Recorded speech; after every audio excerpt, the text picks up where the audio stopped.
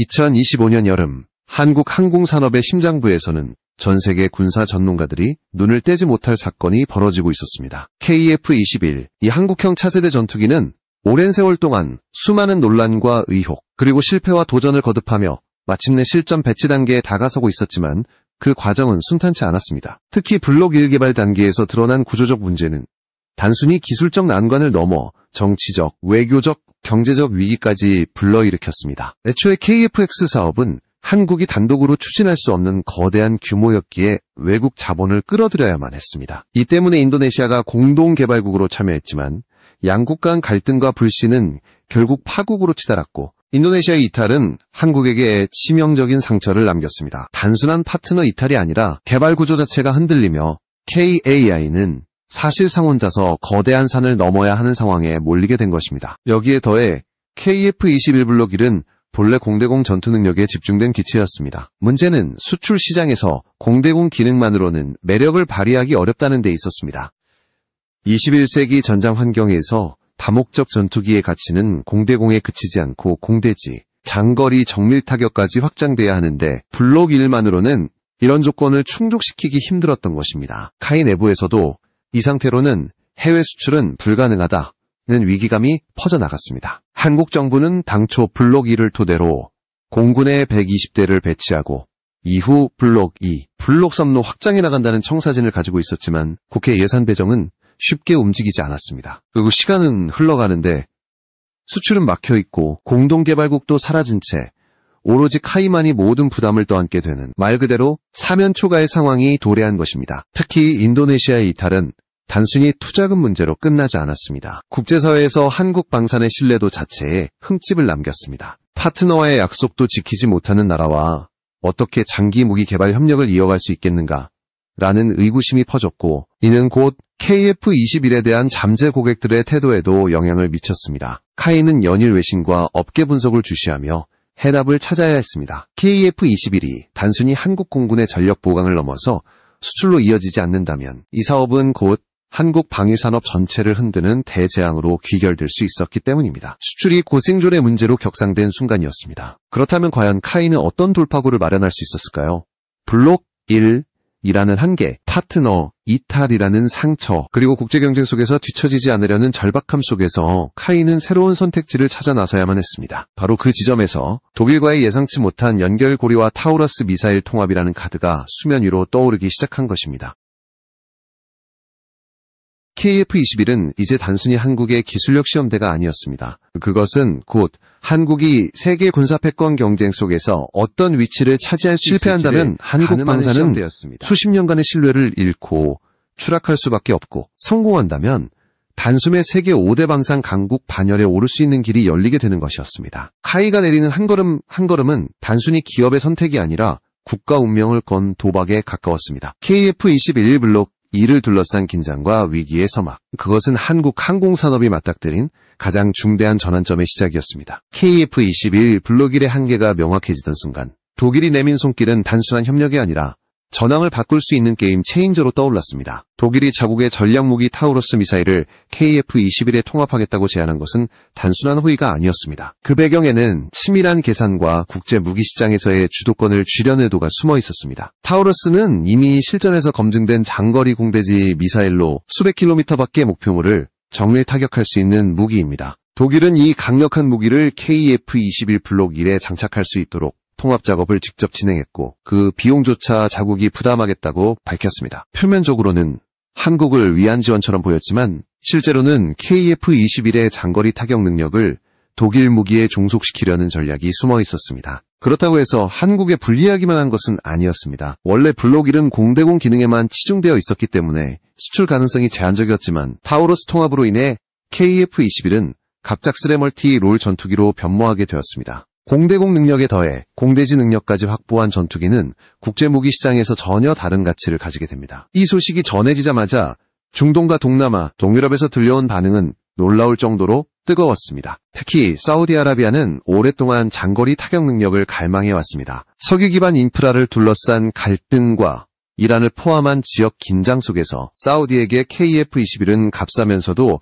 믿을만한 대안이 될 수 있었습니다. 타우러스 미사일이 기본 패키지처럼 얹힌다는 사실은 그들의 눈길을 단숨에 사로잡았습니다. 필리핀의 반응은 더 극적이었습니다. 오랫동안 값싼 전투기 FA-50을 도입해 운영하던 필리핀은 KF-21에 대해서도 미온적인 태도를 보였지만 타우루스 통합 소식 이후 입장이 돌변했습니다. 공대공만 되는 기체가 아닌 공대공과 장거리 공대지를 동시에 수행할 수 있는 기체는 필리핀이 오랫동안 꿈꿔왔던 공군력 도약의 기회로 다가왔던 것입니다. F-35를 살 수 없는 재정 형편에서 KF-21 플러스 타우루스 조합은 사실상 유일한 선택지로 부상했습니다. 폴란드 역시 마찬가지였습니다. 이미 한국산 FA-50을 대거 도입 중인 폴란드는 KF-21에 대해 공동 생산과 기술 이전까지 고려하고 있었습니다. 그런데 만약 KF-21이 타우루스를 기본 무장으로 삼는다면 그 순간부터 폴란드 공군의 전략적 타격 능력은 완전히 달라지는 것이었습니다. 이 점에서 폴란드와 독일 사이의 이해관계는 묘하게 교차하고 있었고 유럽 내 군사 균형에도 파장을 불러올 수 있었습니다. 그러나 여기서 간과할 수 없는 부분은 독일의 속내였습니다. 한국이 자체 개발 중인 장거리 공대지 미사일 천룡은 아직 개발 지연에 시달리고 있었고 이는 곧 가격 상승과 신뢰성 문제로 이어질 가능성이 컸습니다. 독일은 이 공백을 꿰뚫고 있었습니다. 한국이 독자 무기를 완성하기 전에 KF-21을 타우루스와 결합시켜 사실상 국제시장에서 천룡의 입지를 차단하려는 것이었습니다. 한국이 아무리 자체 무기를 만들어도 수출되는 KF-21은 타우루스를 쓰게 될 것이다 라는 시나리오를 독일은 이미 계산하고 있었던 것입니다. 하지만 국제정치에서 중요한 것은 명분과 신뢰입니다. 독일이 이런 전략적 계산을 내포하고 있더라도 겉으로 드러난 사실만 보자면 KF-21은 이전보다 훨씬 강력한 수출 카드로 변신했습니다. 결국 카이 입장에서는 독일의 의도와 상관없이 절체절명의 기회를 잡을 수밖에 없었습니다. 이제 KF-21은 단순히 한국의 방산 프로젝트가 아니라 독일과 한국의 이해관계가 맞물린 국제적 사업으로 확장되었습니다. 세계 군사시장은 긴장하며 이 행보를 주시하기 시작했고 각국의 군사 분석가들은 KF-21의 변화가 동북아시아를 넘어 중동과 유럽까지 흔들 수 있다는 전망을 내놓기 시작했습니다. 카이가 절망 끝에서 붙잡은 독일의 손길, 그것은 과연 구원의 밧줄일까요? 아니면 새로운 종속의 굴레일까요? 분명한 것은 타우루스 통합 이후 KF-21의 이야기는 완전히 다른 궤도를 그리기 시작했다는 사실입니다. 타우루스 통합 소식이 국제적으로 파장을 일으키던 와중 카이는 또 다른 비밀 카드를 꺼내들었습니다. 그것은 바로 내부 무장창 설계 완료였습니다. 단순히 전투기에 미사일을 매다는 것이 아니라 기체 내부에 2000파운드급 공대지 미사일까지 숨길 수 있는 무장창을 설계했다는 발표는 업계의 전문가들조차 충격에 빠뜨렸습니다. 내부 무장창은 단순한 옵션이 아닙니다. 그것은 고스텔스 전투기로 나아가는 핵심 기술입니다. 외부에 무기를 달면 레이더 반사 면적 RCS의 커져 스텔스 성능이 떨어지지만 내부에 숨기면 적 레이더망을 피하면서도 타격 능력을 유지할 수 있습니다. 지금까지 이 기술을 완벽하게 구현한 국가는 미국의 F-22와 F-35 정도였고 중국조차 제-20의 내부 무장창 운영에서 불안정한 모습을 보였습니다. 그런데 한국의 KF-21이 내부 무장창을 확보했다는 소식은 곧 한국이 5세대 전투기 클로문턱을 넘어서고 있다는 의미였습니다. 물론 회의적인 시각도 존재했습니다. KF-21의 기체 크기와 구조로는 내부 무장창이 불가능하다는 일부 전문가들의 지적은 오래전부터 제기돼 왔습니다. 그러나 KAI는 기체 크기 변경 없이도 정밀한 설계와 구조 보강을 통해 2000파운드급 공대지 미사일을 탑재할 수 있다고 밝혔습니다. 실제로 내부 벌크헤드 구조와 공간 활용에서 F-22, F-35와 비교 검증을 거친 결과 충분히 가능하다는 결론이 나왔다는 겁니다. 이 발표가 나오자 전 세계 군사 커뮤니티는 술렁였습니다. 한국이 드디어 내부 무장창을 손에 넣었다는 반응이 쏟아졌고 수출을 고려하던 국가들은 한층 더 큰 관심을 보이기 시작했습니다. 특히 사우디아라비아는 이미 EX 버전, 즉 내부 무장창 장착형 KF-21을 도입하겠다는 의향을 내비치며 협상에 나섰습니다. 이는 단순히 구매가 아니라 한국 방산 역사에서 게임 체인저가 될 수 있는 계약으로 평가되었습니다. 내부 무장창의 의미는 단순히 기술적 성과에 그치지 않았습니다. 그것은 곧 KF-21은 더 이상 4.5세대 전투기가 아니다 라는 선언과 같았습니다. KF-21이 공대의 공대지 능력을 모두 갖춘 다목적 전투기인데다 내부 무장창까지 장착했다면 이는 사실상 준 5세대기로 불러도 손색이 없었습니다. 게다가 가격은 F-35에 비해 훨씬 저렴했고 유지보수 비용도 낮았습니다. 필리핀 같은 국가는 이 점에서 더욱 눈이 번쩍 뜨였습니다. 남중국해에서 중국과 대치 중인 필리핀에게 스텔스 수준의 내부 무장창을 장착한 KF-21은 그야말로 꿈의 전투기였기 때문입니다. 비록 스텔스 능력은 F-35에 미치지 못하지만 필리핀의 재정 상황과 현실적 선택지를 고려했을 때 KF-21은 완벽한 해답이었습니다. 폴란드 역시 내부 무장창에 깊은 관심을 보였습니다. 이미 한국과의 방산협력으로 FA-50, K2 전차, K9 자주포를 대량 도입한 폴란드는 KF-21까지 이어간다면 사실상 유럽 내에서 한국 무기종합 세트를 운영하는 국가가 될 수 있었습니다. 특히 내부 무장창이 탑재된 KF-21은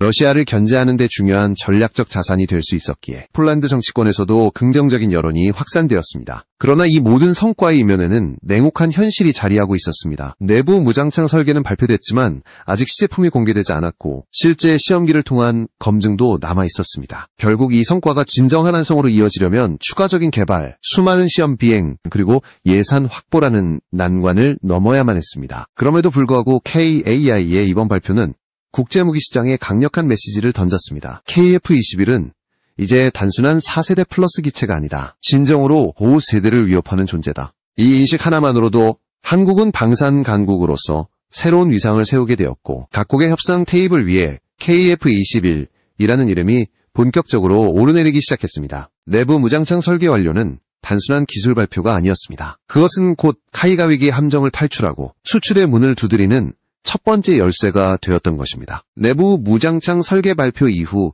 가장 빠르게 움직인 국가는 사우디아라비아였습니다. 중동의 군사강국이자 오일머니로 무장한 사우디는 오랫동안 장거리 정밀 타격 능력 확보를 최우선 과제로 삼아왔습니다. KF-21이 타우러스 통합과 내부 무장창이라는 두 가지 강력한 카드를 동시에 쥐었다는 사실은 그들의 전략적 요구와 정확히 맞아떨어졌습니다. 사우디는 미국의 F-35 도입이 정치적으로 제한된 상황에서 KF-21 대안이자 현실적인 선택으로 바라보기 시작했습니다. 더욱이 한국은 사우디와 이미 방산협력 관계를 확대해온 배경이 있었기에 KF-21 계약 가능성은 단순한 추측이 아닌 구체적 협상 단계로 발전하고 있었습니다. 필리핀의 경우 변화는 더욱 극적이었습니다. 원래 KF-21에 큰 관심을 보이지 않았던 필리핀은 자국의 열악한 국방 예산과 미국에 대한 지나친 의존 때문에 소극적 태도를 보여왔습니다. 그러나 타우루스 통합과 내부 무장창 소식이 전해지자 상황이 급변했습니다. 필리핀은 이미 FA-50을 도입해 운영하면서 한국산 전투기의 유지보수 시스템에 익숙해져 있었습니다. 여기에 KF-21까지 도입한다면 훈련, 정비, 운영 비용에서 엄청난 시너지가 발생할 수 있었습니다. 무엇보다 필리핀이 직면한 최대 위협은 남중국해에서의 중국 군사력 팽창이었는데 KF-21이 제공하는 준 5세대급 스텔스 성능과 장거리 타격 능력은 중국을 억제할 수 있는 가장 현실적인 수단이었습니다.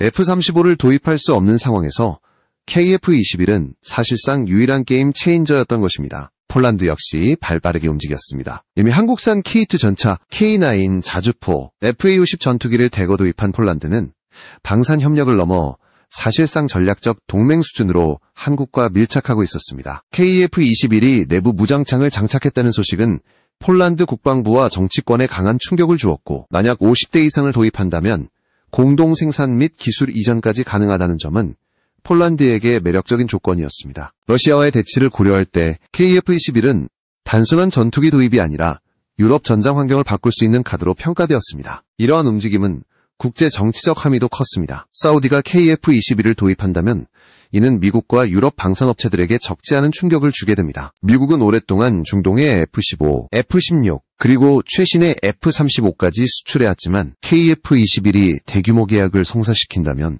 한국은 미국의 독점 구조에 균열을 내는 셈이 됩니다. 유럽 역시 상황이 다르지 않았습니다. 독일이 타우러스를 KF-21에 통합시켰다고는 하지만 만약 폴란드가 공동 생산에 참여한다면 이는 유럽 방산판도 전체에 영향을 미치게 됩니다. 더 흥미로운 점은 필리핀의 경우였습니다. 필리핀이 KF-21을 도입하면 동남아시아 전력 균형은 크게 흔들릴 수밖에 없습니다. 중국은 남중국해에서 압도적인 해군 공군력을 바탕으로 주변국들을 압박해왔지만 필리핀이 KF-21과 타우러스를 손에 넣는 순간 전세는 달라질 수 있습니다. 몇백 킬로미터 밖에서도 전략 표적을 정밀 타격할 수 있는 능력은 중국에게 결코 무시할 수 없는 위협이기 때문입니다. 각국의 움직임은 결국 하나의 결론으로 모아졌습니다. KF-21은 이제 단순한 한국형 전투기가 아니라 국제 무기시장의 판도를 흔들 수 있는 전략적 자산으로 부상했다는 사실입니다. 사우디, 필리핀, 폴란드 이 세 나라 중 단 한 곳이라도 본격적인 계약에 서명하는 순간 도미노처럼